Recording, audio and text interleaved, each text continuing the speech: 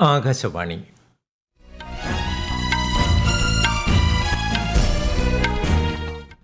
നമസ്കാരം. വാർത്തകൾ വായിക്കുന്നത് ഉദയൻ കിളിയന്നൂർ.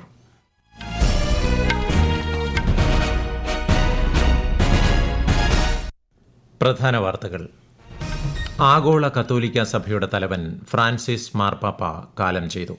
ഓർമ്മയാകുന്നത് സഭയ്ക്കകത്തും പുറത്തും നവീകരണത്തിന് മുൻകൈയെടുത്ത നല്ല ഇടയൻ. ഫ്രാൻസിസ് മാർപ്പാപ്പയ്ക്ക് അനുശോചനമർപ്പിച്ച് ലോകം. കാരുണ്യത്തിന്റെ വെളിച്ചമായി മാർപ്പാപ്പയെ എല്ലായ്പ്പോഴും സ്മരിക്കുമെന്ന് പ്രധാനമന്ത്രി നരേന്ദ്രമോദി.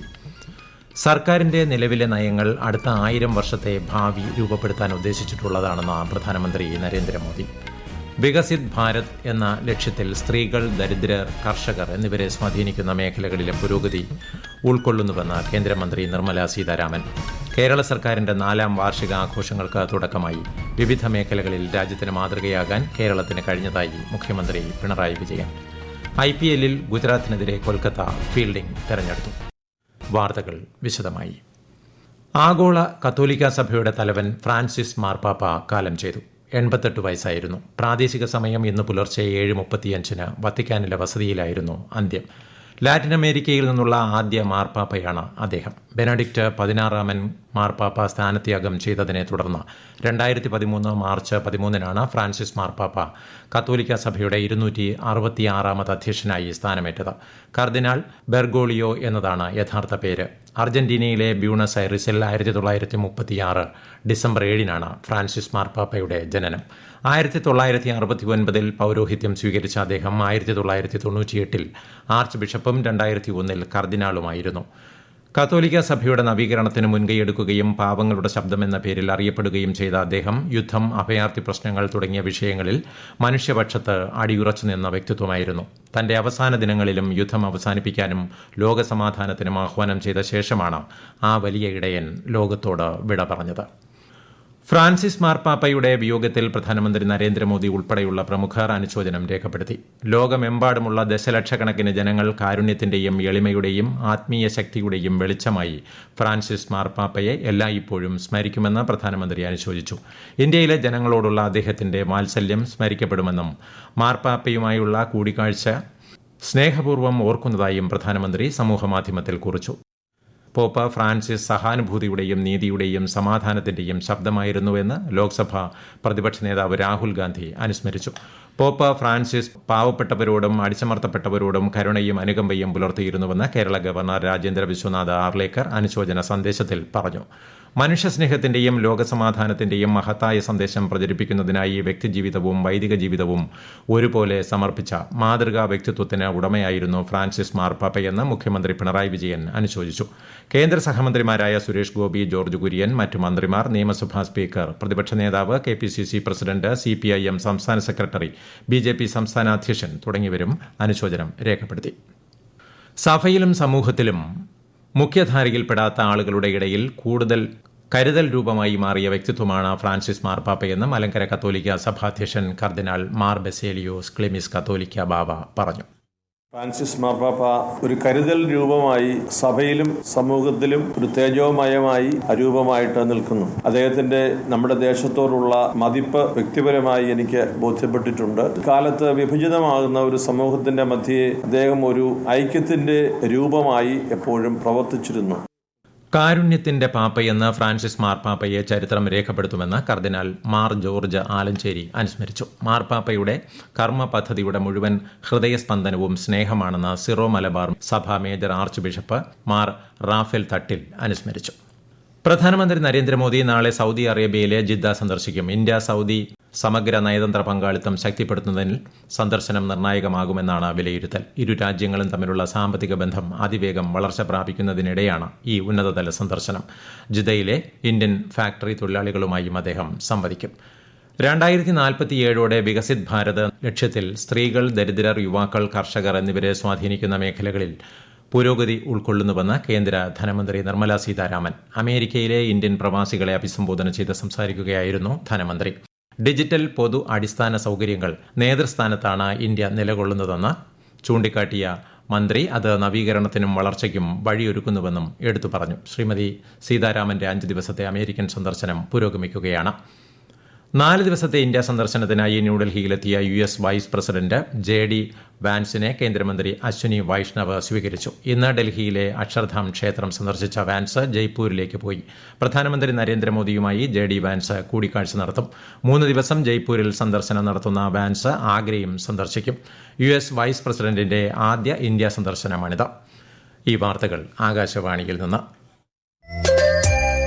ആകാശവാണി വാർത്തകളും വാർത്താ അധിഷ്ഠിത പരിപാടികളും all India radio news Thiruvananthapuram YouTube ചാനലിലും @all India radio news Thiruvananthapuram Facebook പേജിലും AIR ന്യൂസ് _ ഇൻസ്റ്റഗ്രാം അക്കൌണ്ടിലും @AIR ന്യൂസ് _ TVM X ഹാൻഡിലും ലഭ്യമാണ്.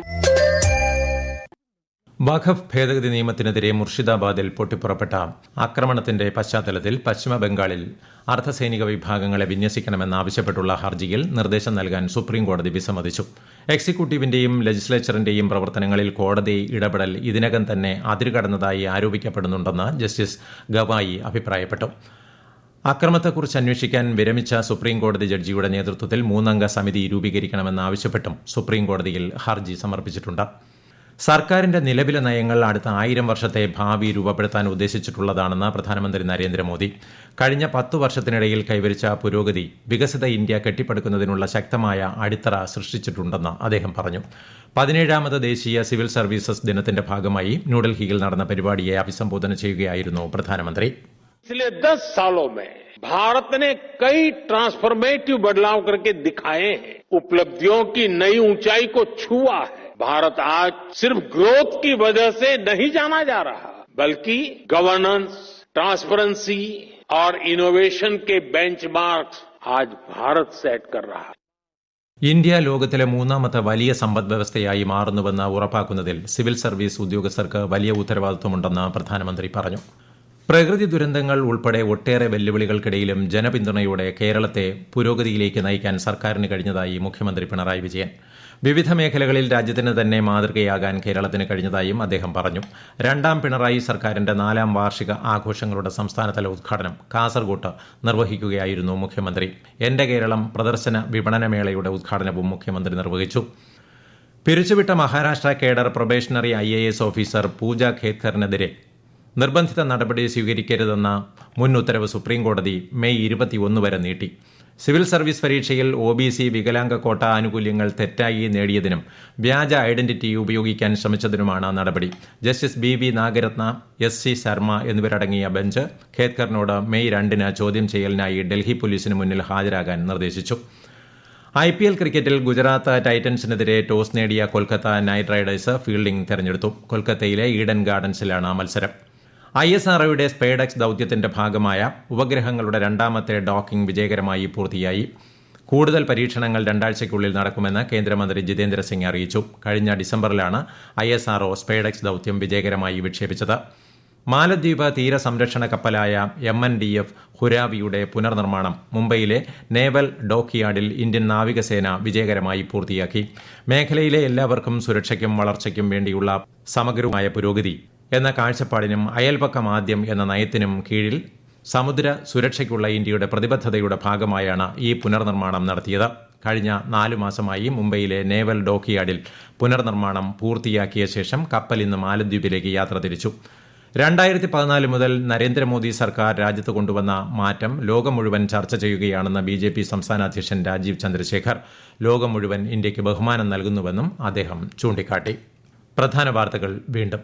ആഗോള കത്തോലിക്ക സഭയുടെ തലവൻ ഫ്രാൻസിസ് മാർപ്പാപ്പ കാലം ചെയ്തു. ഓർമ്മയാകുന്നത് സഭയ്ക്കകത്തും പുറത്തും നവീകരണത്തിന് മുൻകൈയെടുത്ത നല്ല ഇടയൻ.